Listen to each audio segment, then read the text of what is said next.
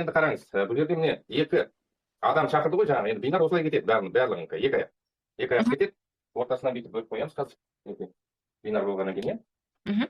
Мынау міне бірінші қатар, бірінші тікелей шақырған адамыңыз екі адам шақырды дейді. Мынау екі адам. Мына екі адам. Мысалы, біреу жаңа, біреу шақырып қойсын, иә, мынау мен. Сіз шақырдыңыз бізді. Біз келдік, бірінші линия сізге астыңызға тіркелдік рефералмен. Содан кейін екі адам шақырдық. Әрине бонус жиын едік. Мынау біріншісі мынау реферальный бонус 35. Ең біздегі жаңағы тікелей шақырғанға $35 ең аз. Осы, иә, $35. Мен бір қорапты санамаймын. Ол вообще мүлдем керек жоқ. Ол Европа, Америка ғана істелінген дүние. Себебі оларға пробный керек те, бір қорап алу керек, мысалы, көру керек те, бәрін көру керек деген сияқты. Біздің менталитет біздікі бөлек, бізге көбірек алса, арзандау алса деген сияқты. Түсінікті ғой? Бірінші сатып алған кезде 14 балл, қараңыз міне. 14 балл. PV дейміз ғой. 14 PV. 14 PV. Келесі сатып алған, бірінші рет сатып алғанда $35 кетеді де, содан кейін 14 бинарға барады. PV. Келесі сатып алғаннан кейін 70 балл болады. 5 есе көп. 70 балдан кетеді мынау. Мынау суммаға қарамайды, қараңыздар. Тек қана осылай, лидерский пакеттер. Енді бұның тағы да президентский пакет бар астында, иә? Бізде президентский пакет 5 өнім. Ол 97 мың ба, сондай болады мөлшерім, иә, где-то 97 мың. Бұл біріншіден сатып ала алмайсыз.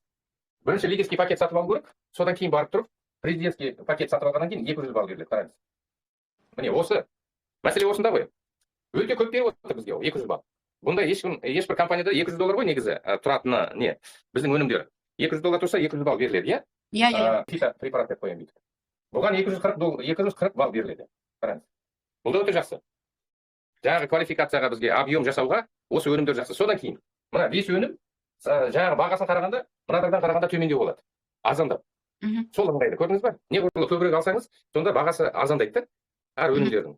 Ол жеңілдік адамға бір жағынан, даже клиент бар ғой, ертең клиентке мына түсіндірген кезде, оған айтасыз, осындай бір пакет бар, 5 өнім алсаң, бағасы арзандайды. Кейбіреу айтады, маған бизнес кәсіп керек жоқ, маған алып берші деп. Заказ жасайсыз, астыңызға керекті жерге бонус жизньді қазір көрсетемін, сол да жабылады, содан кейін сізге балл көтеріледі. Сонда тез жабылады да квалификациядан. Бізге тез керек қой. Тез квалификация жабылу, содан кейін бізге енді қарап отырмыз ғой, квалификация шыққаннан кейін бізге ақша да шығады. Содан адамдарды да көтеру керек ең біріншіден. Оны қазір көрсетемін мына жақтан. Келесі бізде пакеттер жаңағы жеңілдікпен бар акционный пакеттер. Бұл 5 өнім, е? 5 өнім алсаң мінекей. 8 өнім бар, е? 8 өнім бар. Содан кейін қандай бар бізде тағы да? 16 өнім емес пе, е? 25 өнім бар міне. Бұның недері? Мысалы, мына жерде $50 бар, е? $75 бар. 6 өнім бет, 5 өнім қарау керек. Біреуде $75 түсетіні бар, $50 бар. Мінекей қараңыздар. $50 түсетіні бар, $75 бар. Содан кейін $100 бар мінекей. И мына жерде $250 бар. Мынау рефералка. Ал 25 өнімгі бұны бірінші рет сатып ала алмайсың. Сатып алған лидерский пакет бірінші аласыз да, бір какой-то пакет. Содан кейін алуға болады. Бұл жерде 800 PV беріледі. 800 балл. Өте жақсы бұның несі объемы. Мына 25 өнім алған кезде оның бағасы төмендейді. Есептеп алуға болады да, $1100 сатып аласыз. Мысалы 25 өнімді, иә? 18 мың теңгеден шығады да мына. Адамдарға арзан ғой бұл. 18 мың теңгеден өзінің себестоимость. Мысалы 25 иә, қосылып алуға да болады. Зато қараңыз, 800 балл беріледі. Бұл осындай пакет алынса, бұл деген бриллианттың несі ғой, бір жағы жабылып тұр деген сияқты. 8000 балл. Өте керемет жасап қойған бұны. Сондықтан адамға лайықты өзі қалтасына қарап, мысалы адамға айтқан кезде ол өзі пакеттерді таңдап алады. Қайсысы ыңғайлы, қайсысы өзіне жақсы. Енді ақшасына қарайды, иә. Міне мына осының бәрін көрсетіп келген адамға бизнес жасаймын дегенге. Оған көрсетуге болады. Ал егер де клиент болса, клиентке мына ыңғайлы жағын көрсетесіздер. Тек қана мына президентский пакет мысалы алуға, иә, жеңілдікпен. Немесе мына пакеттерді көрсетіп шығуға болады, бәрін айтып. Осылай алсаң арзандайды бағасы. Ал егер де 2 өнім алсаң, бұл 54 мыңға 2-ге бөлсем 27 мыңнан шығады. Әрқайсысы, иә, бір қорабы. Сол бір қорап, ол невыгодно ғой. 27 мыңнан алған. Олында немесе мына 4 өнімге 20 мыңнан шығады. Сонда әрқайсысы. Сонда жеңілдік бір қорапқа 7 мың теңге. Ол да көп көрім жақсы ақша. Адамға 1 мың теңге болса да арзан. Бұл жерде 7 мың теңге. Қандай жақсы, иә? Соның бәрін көрсеткен кезде адам өзі таңдайды. Қайсысын заказ беруге. Мына бонус жизньді сіз білесіз, е? 2, 2, 3, 3, 4, 4, 5, 5 қалай жасалатын. Онда мен 2, 2, 3, 3, 4, 4, 5, 5. Бұл деген үлкен ақша емес, бірақ бұл новичоктарға жақсы да, басында, бастағанда. Бұларға үлкен товарооборот жасап керек жоқ. Міне, $200 дейін, е? Мысалы, новичок келді, ол 2-де 2, 3-те жабуға болады оған. Ол соны жақты ма? 2, 2 мен түсінікті ғой, 3, 3. Мына 3 адам жазып қойды мен мына жерге. Мына мысалы бірінші линияңыз 3 адам жазды. Жанар алды да 3 адам жазды міне. Біреу 2, 3. И мен де 3 адам жаздым. Мен алдында внутреннийға қойдым. Себебі менде спиловерныйға көп кетсе, мен внутреннийға қоямын. Өзі тікелей шақырған адам. Дұрыс қой. Мына 3 адам менікі, мына 3 адам Жанардікі, мына тікелей сіз шақырған 3-ші адамның астында тағы 3 адам. Сонда міне 3 жабылды, барлығы прокупка жасады. Өздеріне. Өзі әрқайсысы пакетті алды, көрсеттік. $300 сізге түсті. Егер де 4-4 осындай схемамен болса, 4 адам тікелей шақырған, оның астында 4 адамның әрқайсысы покупка жасаса, $500. 5-5 тура солай. Бұл жерде 30 адам ғой, тікелей өзіңіз 5 адам шақырған соның адамы. Бірақ біз шақырған 5 адаммен 10 адаммен шектелмеу керек та. Бұл жерде интернет бар бізге. Неге академия жасалған? Біз мына академияның арқасында қазір бізге көп адамдар келіп жатыр. Сондан бірінші қатарға бізге қосыла береді үнемі. Ал сетевой маркетингте біз қалай жұмыс істейтініміз? Бір көп болса бір 30-40-50 адам шақырасың, соның арасынан 1-2 литр шығады, содар төпештей бересің мысалы.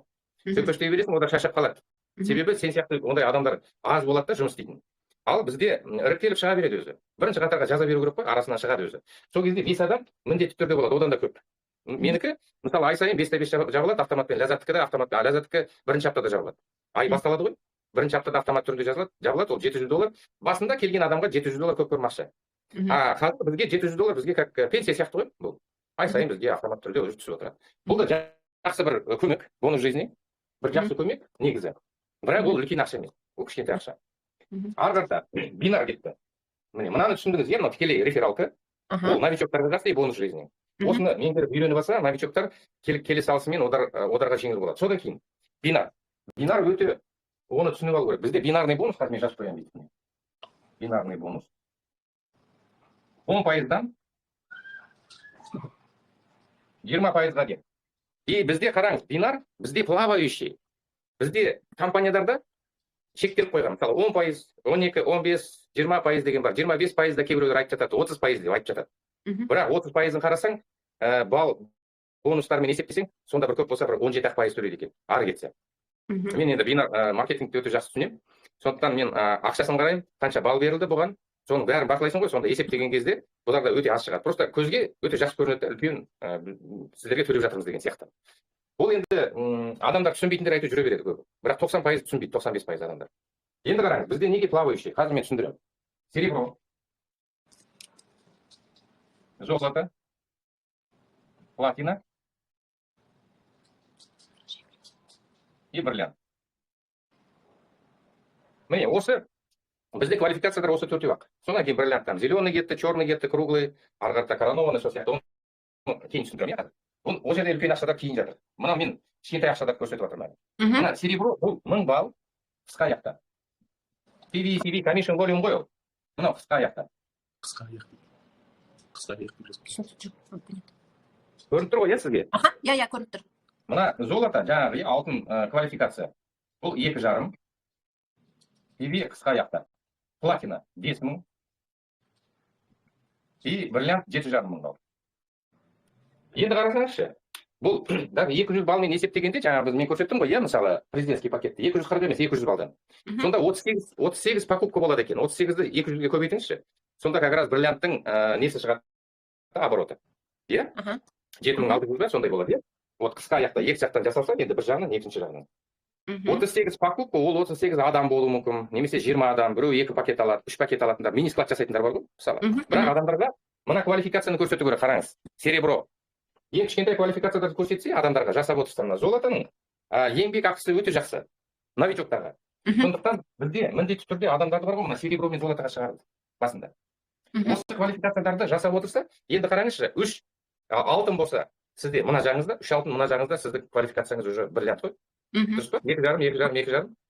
Как раз 7,5 мың балл шығады екен. Соны адамдар түсінбей жатыр да қазір. Ең бірінші бізге квалификацияға шығару, астымыздағы адамдарды. Осы пакеттерді көрсету бізге. Жаңағы жақсы пакеттер арзан бағамен, соларды үнемі айтып отырса адамдарға, олар кейін түсіне бастайды қай жерде қалай арзан алуға. Содан кейін интернетті бағындыруға бізде барлығы мүмкіншілік бар да, система бар бізде жұмыс істейтін. Бұндай робот жоқ ешкімде. Бұл роботты жаңа академияда 2-ның бірі сертификат түсінбейді. Себебі мен келген кезде мен де басында ұқпай тұрмын. Күнде неге кіреміз, күнде неге бір нәрсені тыңдай береміз деген сияқты. Басында солай болды да. Мен жерде жұмыс істедім ғой, сертификат. Жерде мен шақырып мықты істедім. Ана өткен компанияда. Бірақ осында келгенде не интернетті түсінбейсің, не ананы білмейсің, өзіңді түсіргің келмейді. Мысалы, сондай менде өзімнің басында болды. Қазір Аллаға шүкір, өте жеңіл жұмыс жасау. Енді қараңыз, міне мынаны бағындырушы. Бұл да жақсы. Иә? Енді мына 1000 балл деген жаңағы күміс квалификацияны бағындыру, ол деген 5-ақ покупка ғой біз. 5 покупка. Ал 5 покупканы ол клиенттермен жұмыс жасап, үйретіп қойса адамды. Қазір мен өзімді сөйтіп топты жинайын деп отырмын да, бәріне көрсетіп, кім қалай квалификация жабу үшін, не үшін жабатынын. Мына алтын квалификацияның еңбек ақысы таза бинар $375. $375, бұл деген жақсы. Плюс жаңағы бізге тағы да немене бар, тікелей шақырған рефералка бар. Ол $35-тен $250 дейін адам өз қайсысы пакетке шақырады, содан таба береді, мысалы күнделікте. Содан кейін жаңағы бонус жизни бар, сонымен көп көрім ақша шығады. Былай қарасаң, $1000 нас кетеді. Золотаның өзі. Ал енді қараңызшы, золото деген ол кішкентай квалификация. Ол үлкен емес. Новичок келесі алып тұрып, осы серебро золотаны жауып отырса, бұл деген стабильный доходқа шығады. 1 миллионнан астам еңбек ақысы болады да, айлық. Ол бір жұмалық қой, жаңағы. Жоқ, мен айтып отырмын, 4 жұмада көрсетіп отырса, бұл миллионнан да асып кетеді ғой енді. Бір серебро, бір золото жабылып отырса да, ол 1 миллионнан асып, мен ең аз несін көрсетіп отырмын сізге, еңбек ақысын. Айына сонда миллионнан асып кетеді. Біреу 2 миллион табады, біреу 3 миллион золото квалификациясында. Енді жоқ дегенде 1 миллион теңге алады, еңбек ақысы. Бұл деген өте жақсы зарплата, мысалы, жаңадан келген новичоктарға, енді бастап жатқан мысалы, бірақ лидерға бұл деген үлкен ақша емес. Лидер өзі амбициясы бар, жұмыс істеймін, нәтиже көрсетемін деген сияқты. Бұл енді басқа квалификациялар ғой, мен просто білемін, бриллианттың несі $2000 жоғары аптасына. Бұл деген $2000 енді голый бриллиант жаңадан жапқан. Ал егерде үлкен бриллиант болса, даже бриллиант жабылса, бұның ширинасы бар. Оны мен қазір көрсетемін, бәрі ширина, глубина, география бізде барлығы бар. Басқа компанияларда бұндай жоқ. Ширина дегенім. Бір сұрақ. Мысалы, серебро, золото, платина болған адамдар, олар қалай жауып отырады? Подтверждение бар ма сонда получается? Подтверждение жоқ бұл жерде, бірақ өзі жауып отырса, товарооборот қой. Бұл деген, қараңызшы, мен мынаны көрсетейін. Міне, мына жерде 12%ға дейін до. Мына 15%ға дейін бинар төленеді. Мына 18%ға дейін. Плавающий деген осы жер ғой. Қараңыз, плавающий. Бұл жерде конкретно жоқ. Бұл Андрей Анатольевич қазір бізге нақты төлеп жатыр. Мысалы, бриллиант бағындырдым ғой мен. Маған 20% төлеп отыр. Кейін, қараңыз, қазір компания өсе келе, бізге 50% төлеп жатыр ғой. Мысалы, товарооборота дейді ғой, ақшада 50%. Ал акция кезінде 70%ға дейін барады. Одан артық төлей алмайды ол. Егерде бұл шектелуі болса, мына пайыздары, кейін маркетинг план өзін жеп қояды.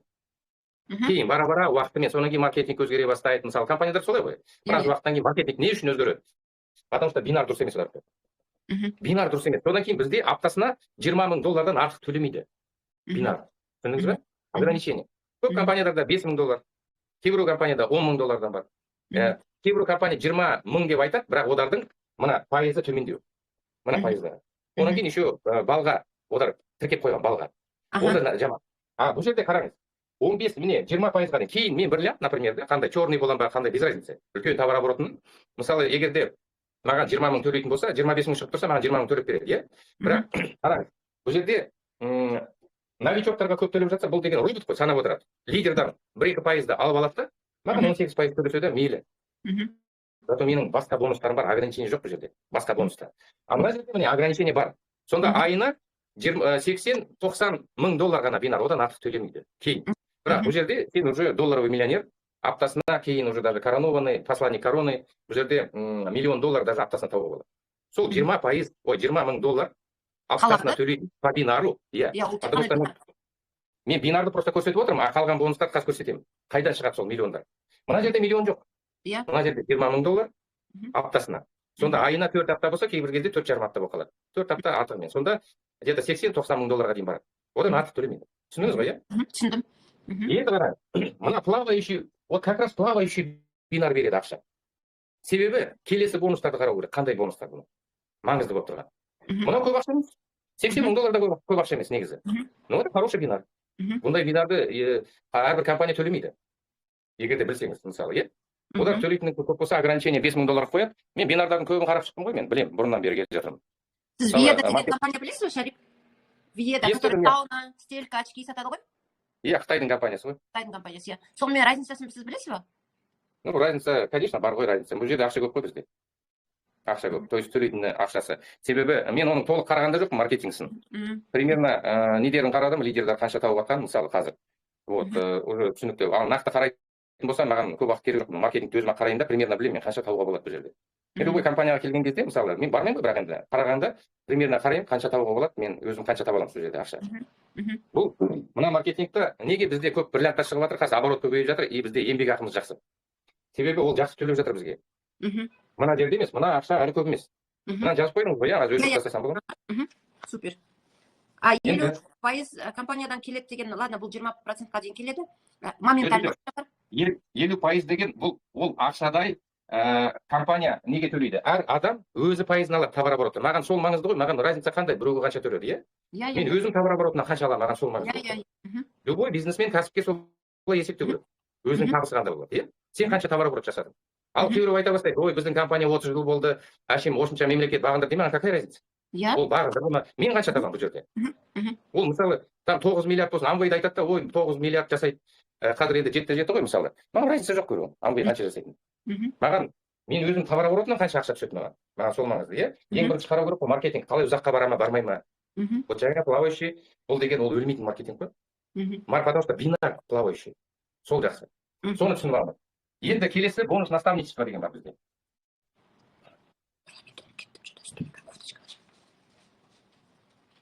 Бірінші қатардан 20%. Мысалы мен $5,000 таптым деп айтайын, бинардан. Бұл таптада. Сізге 20%. Сіз мені шақырдыңыз ғой. Шақырдыңыз, сізге рахмет. Шақырғаныңызға. Енді менің еңбек ақымнан бинардан мен $5,000 таптым ба, 20% сізге қанша болады? $1,000 сізге түседі. Жаңа мысалы $7,000 тапты деп. Бұның еңбек ақысынан 20% сізге. $1,400 сізге түседі. Сондай бірінші қатарыңызда қазір 2 адам болсын, кейін 3 адам, 5 адам, 10 адам. Ал бізде не, робот бар ғой, жұмыс істейтін. Соцсетімен, тем более практикалық бізде президент өзі үйретеді үнемі. Қалай біздің санамызды өзгерту, өзімізді көрсете білу интернет арқылы. Сол үшін біз өзімізді көрсете білгеннен адамдар келе бастайды бізге. Мен соны түсіндім да. Қазір маған жеңіл жұмыс жасау, бірінші қатарға маған сізге беру керек қой. Бонус наставничество бірінші линияда 20%, ол уже $5,000 емес, $4,000 емес, или $5,000 тапқан кезде бере бастай ма? Жоқ. Бірінші қатарда $10 тапты ма, бірінші қатарыңыз, содан 20%. Ол $100 тапты ма? Енді бірінші қатардағы адамдарды өсіру керек та сіздерге. Тек қана бір емес, глубина бар бұл жерде. Глубинамен жұмыс істеу керек негізі. Бірінші қатар істеп кетсе жақсы, мейлі. Егер де глубина істеп кетсе, ол вообще керемет. Иә, ол уже. Супер. Міне қараңыз, мына 20% әр қайсы сіз шақырған адамның еңбек ақысынан. Ол мен мысалға келтіріп отырмын, мен бір $5,000 таптым деп. Мейлі мен $100 табайын, $100 сізге 20% төлеп береді. Түсіндіңіз бе? Иә. Президенттің айтқаны $1 миллион тапса, там $100,000. Иә, общий айтып отырғаны ғой. Кейін таптым. Енді қараңыз, мен мысалы сіз мені бірінші шақырдыңыз ғой, мен кірдім, енді жұмыс істей бастадым, енді апта сайын менің еңбек ақымнан сізге 20% төленіп отырады. Бинардың бонусы. Недельный, да? Недельный, иә. Апта сайын мен тапқан ақшамның еңбек ақысынан соны сізге 20% төленіп отырады. Енді қараңыз, бұл жерде еще привязка жоқ бізге, выращивание лидеров деген жоқ. Өте жақсы. Көп компанияларда выращивание лидеров жасап қойған, ол қиын. Жаңағы сіз мысалы бриллиантовый бонус жасадыңыз ғой, жаңағы, допустим, уже астыңызда 2 немесе 3 лидерді өсіру керек, иә, ол өте қиын, ол дұрыс емес маркетинг ол. Иә, бар. Бұл жерде өсе алмайсың. Сен оның араны көтеру үшін, сен соның бинарына кіріп кетіп, адамдарды қоя бастайсың. Ол дұрыс бизнес емес ол. Әр адам өз кәсібін жасау керек. Ал егер де мен өзі бірінші линия ол ертең ұйықтап қалады, айтады, шәріпке керек, өз жасабасын дейді. Солай енді. Адамдар солай бар ғой. Бұлар ана платинаны 3 адам бағындыру керек, немесе там басқа квалификация, басқа бинарларда солай. Бізде жоқ. Аллаға шүкір, жақсы. Астыңнан сенің квалификациясы бар ма, жоқ па, разница жоқ. Сіздікі екі жағын кетіп, екі жақ өсіретті мына, сол мен оң жағы товар оборот өсе берсе болды, бітті. Сіз соның еңбек ақысын ала бересіз. Күшті. Ол өте жақсы жасап қойған. Бірақ мынау да үлкен ақша емес. Ең үлкен ақша бізде бонус поколениеде жатыр ғой. Сол поколениені түсінбей жатырсыз ғой деймін, кішкене. Білмедім. Мен осы біраз ғана болды. Просто мына ақша көп деп айтады ғой, еще плюс моментальный бонус жизни и бинар ғана айтады да. Оны неге айтады? Оны қараңызшы, презентацияда бәрін айту мүмкін емес, адамдар түсінбейді онда. Оны кейін талқылау керек қой, группамен талқылау керек, лидерлермен бөлек чаттар бар да бізде жұмыс істейтін. Мен өзі мына топтармен солай жұмыс істеймін. Более продвинутый енді түсінетін адамдарға мен осылай толық маркетингті талқылаймыз, сұхбаттасамыз, сода сұрақтарын қояды, түсініп алсын деп. Ал новичок ол мынаны білмейді. Оған мына 2 бонус жеткілікті басында. Сондықтан презентацияда біз қысқа нұсқа көрсетеміз да, 2 адамнан шақырып отырса, мысалы, даже 1 адамнан шақырғанның өзінен, мына мысалы сіз 1 адам шақырдыңыз, мен 1 адам, келесі айда тағы 1 адамнан тіркедік. Сөйтіп сол схемамен болса, келесі 1 жылдың ішінде $53,000 шығуға болады негізі. Ол енді идеальный вариант построение. Бірақ идеальный болмайды ғой бәрібір. Енді жалпы айтып отырмыз ғой, ну жарайды, оның бір жартысы болсын. 4-тен 1 бөлігін алайық. 53 мың демей ақ қойып, жарайды, 4-тен 1 бөлігі қанша болады бізде енді? $12,000 дейікші. 1 жылдан кейін $12,000 шықса. Ну, не идеальный вариант айтып отырмын мен. Енді солай да көрсетуге болады бұны. Мына бинардың беретін біздің маркетинг. Ал бонус поколения, бұл деген квалификация золотадан басталады. Платина и бриллиант. Мына жерде 2 поколение, қараңыз. 3 поколение. Бриллиант 4 поколение. Көп компанияларда уровень жасап қойған ғой. Уровеньдері болады. Мысалы 5 қатар, 7 қатар, 9 қатар, 11 қатар, 15 қатар болады. Қараңызшы. Мен бұндай маркетингті істегем 11 қатарда. Бірақ біз 11-ге тұрмақ 7-8 қатарға жете алмайтынбыз. Себебі сен үлкен лидер болу керек та бұл жерде. Топтың тобы болу керек, там товар оборот, сенде кісі көп болу керек. Одан кейін привязка бірінші линияға жаңа айттым ғой, выращивание деген болды. Мен бір компанияда істегем сондай. Басында. И сен жете алмайсың да? Ол қатарда ала алмайсың. Компрессиясы бар көбінде. Бірақ компрессия сол жақсы 9 қатар болсын, иә? Мысалы, кейбір айтады, бізде 9 қатар бар дейді. Поколение, я говорю, сен поколение емес сендерде. Сендерде қатар 9. Компрессия бар. 9 қатарға дейін алсыңдар, ары қарата сіздер ала алмайсыздар. Кесіп тастайды. Кесіп тастайды, болды, міне 9 қатарда көп компаниялардан төмен жағынан сен уже глубинадан ала алмайсың, әрқайсысынан, например, лидердан. Себебі міне 9 қатар болсын, жарайды. Компрессия арасында, иә? Бірақ 9 қатарға. Шәріп сол жерде алады да 9-ға келген кезде өз адам тағы жазасын, баласын жазып қояды, содан ары қарай созады. Жоқ, олай емес. Ол баласын жазып қойсын, мейлі туысын жазсын, олар істемесе, олардың еңбек ақысы жоқ. Бұлардың еңбек ақысы болмаса, олардан пайыз түспейді. Түсініңіз бе?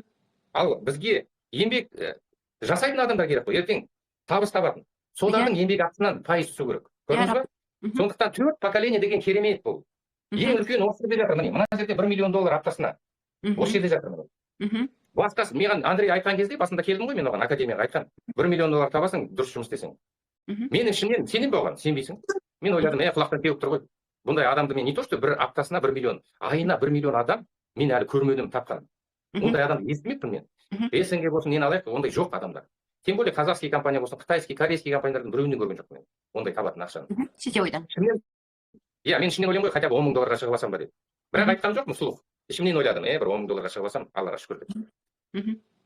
Содан кейін системаға кірісіп жұмыс істегеннен кейін, қазір мен уже сенемін де, бұл жерде бұндай ақша табатын. Себебі мына глубина, бізде қараңыздар, мына любой компанияға келгенде осы туралы айтады міне. Ширина, не жасау керек қой. Глубина и география. Менің кәсібім ширинаны жасай ала ма? Менің мына осы қазір істеп жатқан компания. Мен жасай аламын ба ширинаны? Әрине. Себебі менде робот бар, академия. Мен соцсетімен жақсы жұмыс істей аламын. Қазір маған күнде адамдар қосылып жатыр. Қараңыз, ширина. Ол үнемі маған келе береді. Сетевик болған кезде мен жарты жылдан кейін адамдарды жаза алмай тұрмын. Басында келгенде эмоциямен кетесің ғой. Көп адамдар жазып тастайсыңдар. Содан кейін адамдар қалады. Ол қалады емес. Холодный контакт. Біз енді интернетпен істей алмайтынбыз ол кезде. Холодный контакт шаршап кетесің да. Танысқан жерде айту танысасың, біреумен бүйтіп қайта анадарға звондайсың, 100 адамның тізімін тіркеп, соларды қайта жазып список жазасың. Онымен көңілің толмайды, бұндай кәсіпте. А бұл жерде менің көңілім толады қазір. Керемет. Себебі мен күнделікті таңертең тұрамын, өз өмірімді жазамын. Не істеп жүргенімді, қайда барғанымды, не ішкенімді, не жегенімді упражнение жасасам, онда көрсетемін. Адамдарға қызықты бұл.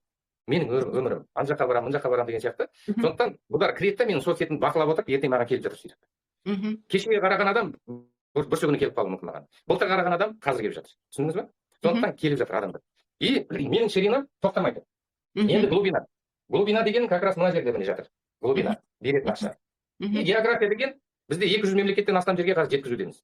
Қараңызшы. Енді менің партнерларым қазір Америкада шығып жатса, Кореяда шығып жатса, Қытайда, Үндістанда, басқа мемлекеттерде мен тіркеймін, спокойно компанияның өзі доставка жасайды. Рахат қой бұл деген. Керемет. Керемет қой, бұл деген кәсіп деген өте керемет. Мен сондайды аңсағам ғой. Кейбір казахский компанияларға барады қазір, ой, біздің Қазақстан налог, салық төлеу керек, бүйту керек, өзі отанында патриот болу керек деп. Мен айттым, сендер патриот сезімді түсінбейсіңдер. Менің кәсібім болды Алматыда. Менің кәсібім. Мен қазақпын, бірақ мені тартып алып қойды. Сонда патриотизм қайда, мен түсінбеймін. Причем тут сенің кәсібің и патриотизм. Жарайды, отаныңды қорғасаң, бұл деген патриотизм ертең барып тұр, мысалы. Ол басқа сезім ғой бұл деген. Көбісі түсінбейді да, сөйтіп әңгіме айтады. Мен айтамын, қазақтың компанияларына мен барып, мен 2 рет шақырды. Генеральный директор болып шақырды миллионердер. осындай компания ашайық, сен генеральный директор бол, басқаршы деп. Мен басқарғым келмеген себебі бұлар басқа жерден ақша жасап алды миллиондаған. Мына кәсіпті түсінбейді. Ертең білем бұл деген құлдырап кетеді компания. Мен уже істеген талай кәсіпкерлермен істеп көрдім.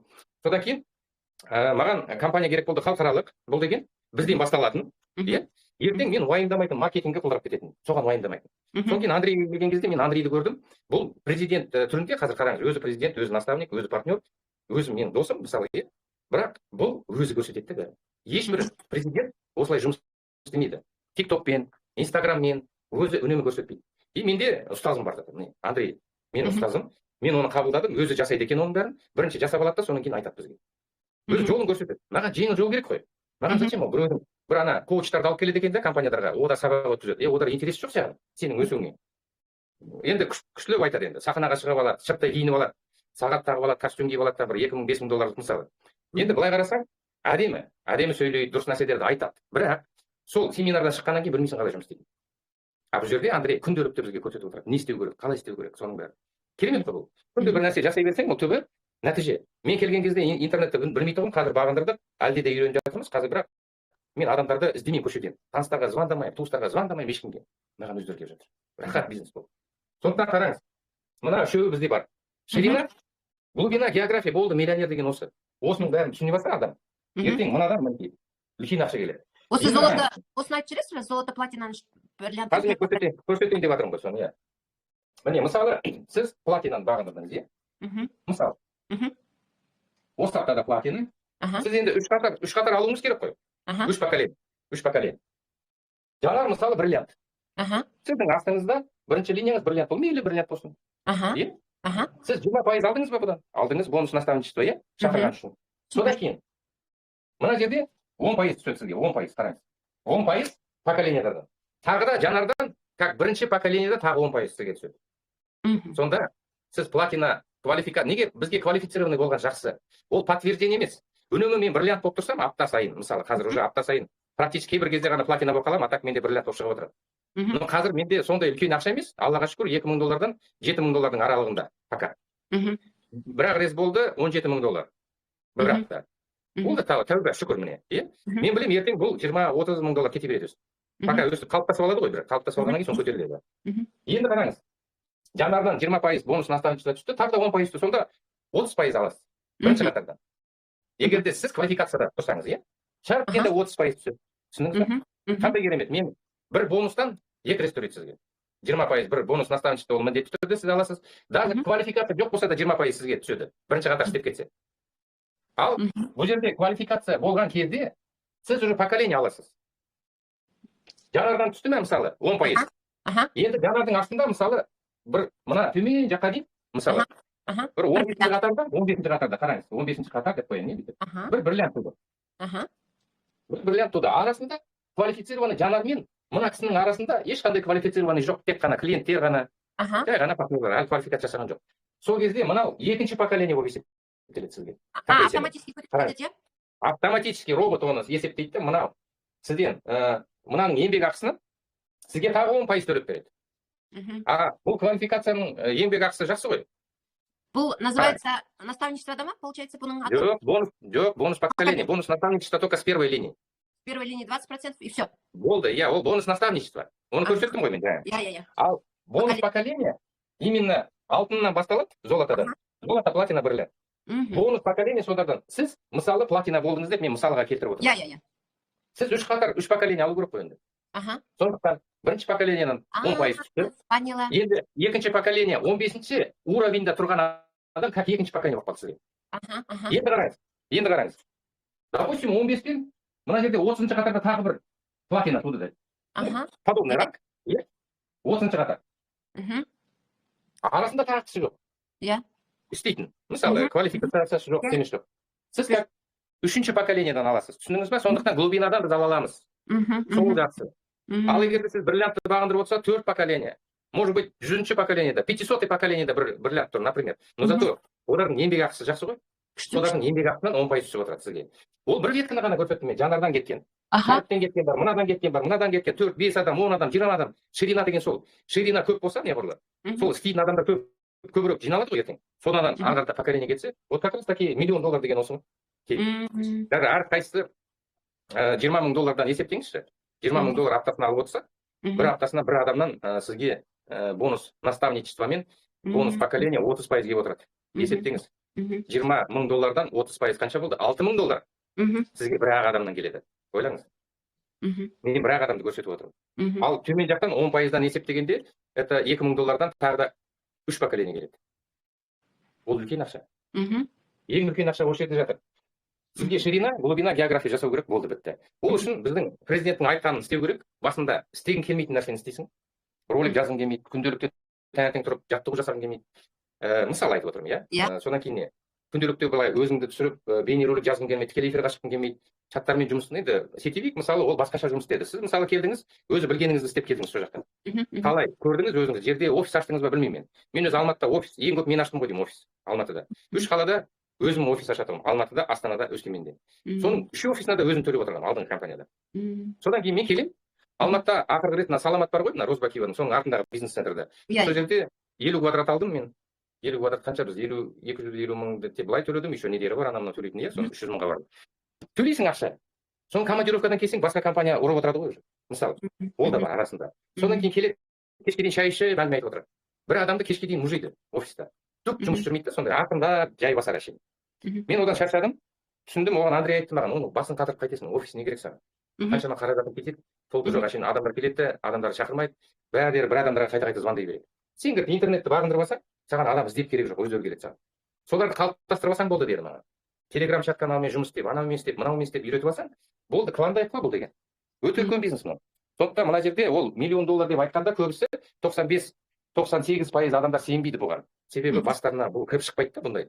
Иә, сума. Ойлайды, өтірік мына әшейін. Бұл зырақ құлақтан теуіп жатыр деді. Міне, оборот жасаса болады ғой? Оборот жасасаң бар ғой, еңбекақы тиісті кетуге болады бұл жерде.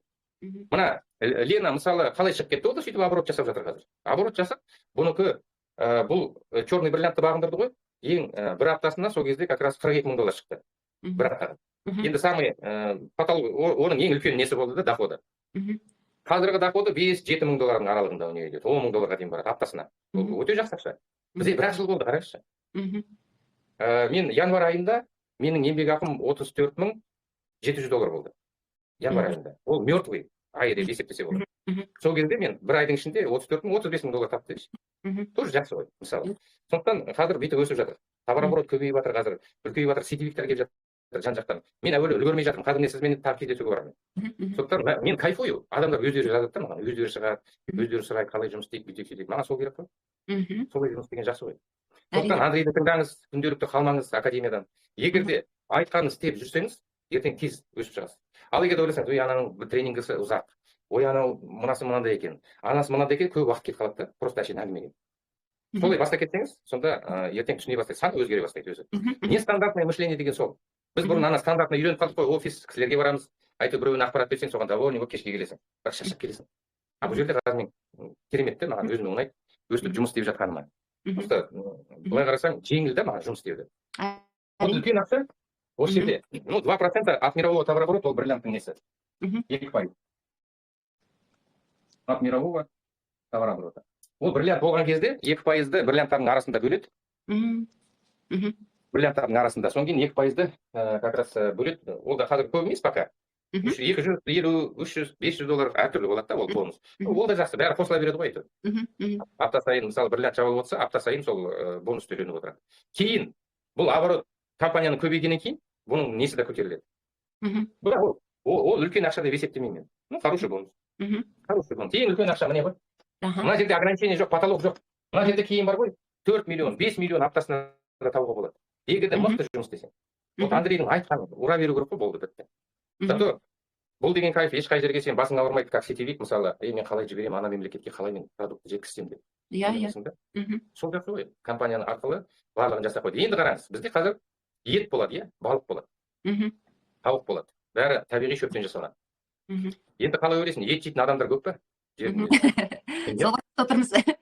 Енді қараңыз, ертең қаншама адамдар ет жегісі, біз барып тұрып немен пакетпен көрсетіп берсек, сол жерде пісіріп, дәмін татып, адам көрсе бұның, ертең ол алады ғой. Еще айтсаң, мына ет жейсің, сенде рак кетіп қалады, ет жейсің, астма кетіп қалады, ет жейсің, қант диабеті орнына келеді. Адам деген, конечно, жейді бұны.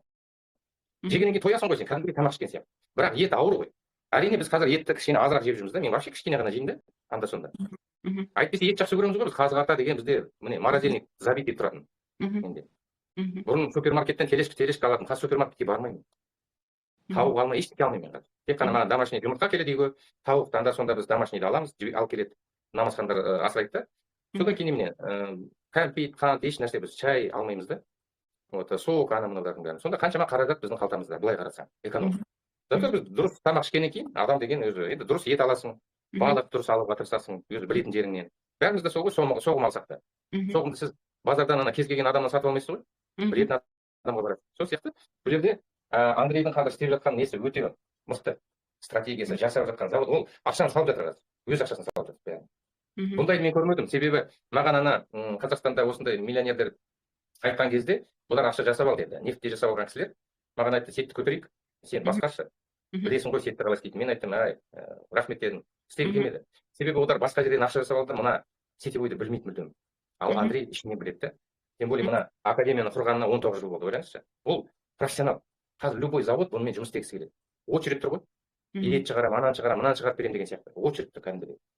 Ал ол біледі, кімдермен қалай істеуге қазір.